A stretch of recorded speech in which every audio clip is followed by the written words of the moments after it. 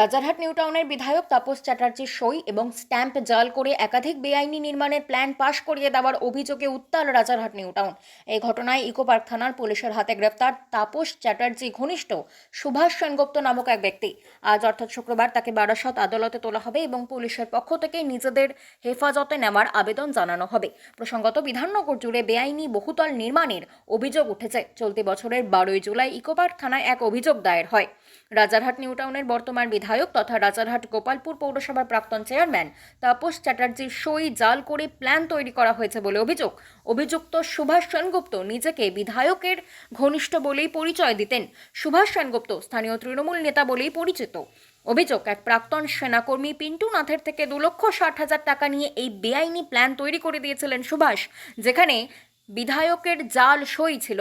এরপরই তাকে বৃহস্পতিবার রাতে নিউ টাউনের হাতিয়ারা হেলাবরতলা এলাকার বাড়ি থেকে গ্রেফতার করে ইকো পার্ক থানার পুলিশ। বিধায়ক যতগুলো ইলিগাল বিল্ডিং প্ল্যান তৈরি হয়েছে বিধায়কের সই রয়েছে, ওটা বিধায়ককে জাস্টিফাই করতে হবে। বিধায়ক তাপস চ্যাটার্জিকে জাস্টিফাই করতে হবে। তাপস চ্যাটার্জির সই আছে, তাপস চ্যাটার্জির সিগনেচার আছে, তাপস চ্যাটার্জির স্ট্যাম্প রয়েছে, রাজারহাট গোপালপুরের আধিকারিকদের স্ট্যাম্প রয়েছে, ইঞ্জিনিয়ারদের স্ট্যাম্প রয়েছে। এটা তারা প্রমাণ করবে কোর্টে, তারা জাস্টিফাই করবে। তারা পয়সা নিয়ে এগুলো করছে। আপনাকে কি ফাঁসানো হচ্ছে? হ্যাঁ, আমাকে ফাঁসানো হচ্ছে, চক্রান্ত করে ফাঁসানো হচ্ছে। কারা ফাঁসাচ্ছে? যারা এই ইলিগাল কনস্ট্রাকশন এবং ইলিগাল প্ল্যান, ইলিগাল অবৈধ বিল্ডিং বানাচ্ছে, তা এই বড় কনস্পিরেসি হচ্ছে। সেই কনস্পিরেসিতে আমাকে ফাঁসাচ্ছে। যেহেতু আমি প্রতিবাদ করেছি, 2023-এ আমি প্রতিবাদ করেছি ইলিগাল বিল্ডিং এর এগেনস্টে। ইলিগাল বিল্ডিং এর এগেনস্টে প্রথম প্রতিবাদ বিধাননগর কর্পোরেশনে যদি কেউ করে থাকে, আমরা জয়েন্ট পিটিশন করেছিলাম। তারপরে ওই একটা হেলা বিল্ডিং হেলে গেছে, সেই বিল্ডিং এর এগেনস্টেও আমরা করেছি। তার মধ্যে আমার সইও আছে, সেটা দেখে নেবেন। আর যতগুলো রাজারহাট গোপালপুর মিউনিসিপ্যালিটি যা প্ল্যান বেরিয়েছে, প্রায় 8.5 থেকে 8.5 বিল্ডিং প্ল্যান টোটাল 1 থেকে 27 নম্বর ওয়ার্ডের বিল্ডিং তৈরি হয়েছে ইলিগাল বিল্ডিং প্ল্যানে। এটাকে জাস্টিফাই করা হোক।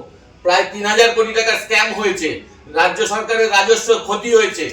কারোর বিরুদ্ধে অভিযোগ আছে আপনার? হ্যাঁ, নির্দিষ্ট কারোর বিরুদ্ধে অভিযোগ আছে আপনার? অভিযোগ আছে। যারা কাউন্সিলর রয়েছে তাদেরকে জিজ্ঞেস করা হোক। কারা সেই কাউন্সিলর কারা? 1 নম্বর থেকে 27 নম্বর ওয়ার্ডের ইলিগাল বিল্ডিং তৈরি হয়েছে। বিধায়ককে জিজ্ঞেস করা হোক, দুজন বিধায়ককে জিজ্ঞেস করা হোক। কোন বিধায়ক? রাজারহাট নিউ টাউন এবং রাজারহাট গোপালপুর বিধায়ককে জিজ্ঞেস করা হোক। তারা কি সব জানেন? তারা কি তাহলে চোখ বন্ধ করেছিল? কাউন্সিলররা চোখ বন্ধ করেছিল, বড় চেয়ারম্যানরা চোখ বন্ধ করেছিল? বড় বড় বিল্ডিং তৈরি হয়ে গেছে, এগুলো তো ছুঁচ না। এগুলো তো ছুঁচ না।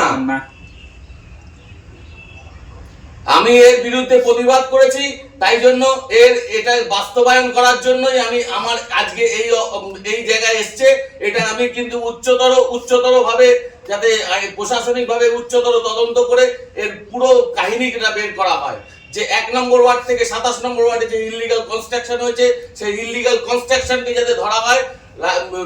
দলের ক্ষতি করা হচ্ছে, দলের বদনাম করা হচ্ছে এবং রাজ্য সরকারের বদনাম করা হচ্ছে।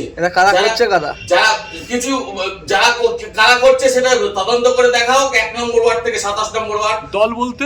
হ্যাঁ, দল বলতে তৃণমূল কংগ্রেসের ক্ষতি করা হচ্ছে এটা। আপনিও কি তৃণমূল করেন? হ্যাঁ, আমিও তৃণমূল কংগ্রেসের, আমি ফাউন্ডার মেম্বার। আপনার পুরো নাম? আমার নাম সুভাষ সেনগুপ্ত। আমাকে আজ বর্তমান মুখ্যমন্ত্রী, আমার দলনেত্রী মাননীয় মমতা ব্যানার্জি আমাকে 2000 সালে পুলিশের আঘাতে আমি কোমায় চলে গেছিলাম। সেই দলনেত্রী আমাকে নতুন জীবন দিয়েছে। আমি দলের স্বার্থে কাজ করি। দলকে সামনে রেখে যারা এই ধরনের দুর্নীতি করছে, সেটাকে আমি এক্সপোজ করার জন্য আজকে আমি বাংলা খবর, আপনার রাজনীতি, আপনার আওয়াজ।